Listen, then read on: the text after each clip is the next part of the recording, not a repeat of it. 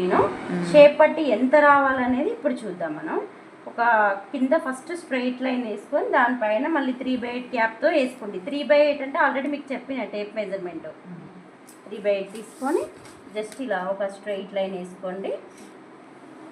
వేసుకున్న తర్వాత మనకు వేస్ట్ ఎంత 32 డివైడెడ్ బై 4 తీసుకున్నప్పుడు 8 ప్లస్ ½ ఇంచ్ తీసుకోవచ్చు, 3/4 తీసుకోవచ్చు. నేను ఇక్కడ ఒక ½ ఇంచ్ తీసుకుంటున్నా.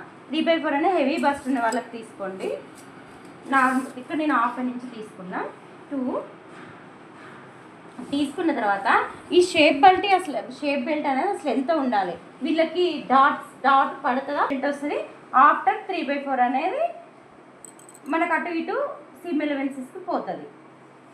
2 3/4 అనేది ఎలా, ఇక్కడ నుంచి ఈ స్టార్టింగ్ పాయింట్ నుంచి 2 3/4 పెట్టుకోవాలి.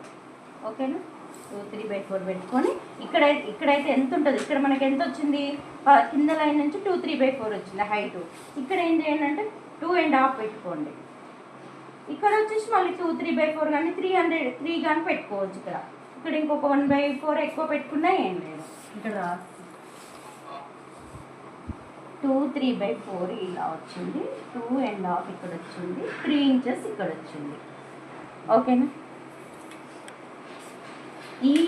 ఈ లైన్స్ని ఇలా మెయిన్ ఇది ఎక్కడ కలపాలి, మనకు బస్ట్ అనేది 38/10 చేస్తే ఏమొస్తుంది 3.8 వస్తుంది. ఈ 3.8 దగ్గర ఒక లైన్ వేసుకొని అక్కడ డౌన్ అయ్యేటట్టు చూసుకోండి. మనకి ఇలా స్కేల్ని ఇలా కలిపేసేసేయండి.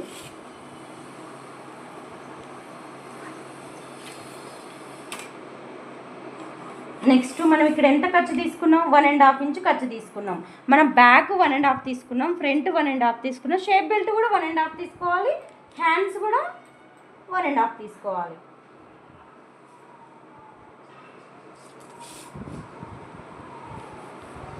ఓకేనా, నెక్స్ట్ ఇక్కడ ఫ్రంట్ ఇది ఉక్స్లో పట్టి సైడ్, ఇది ఒక 1/4 ఇలా. ఓకేనా,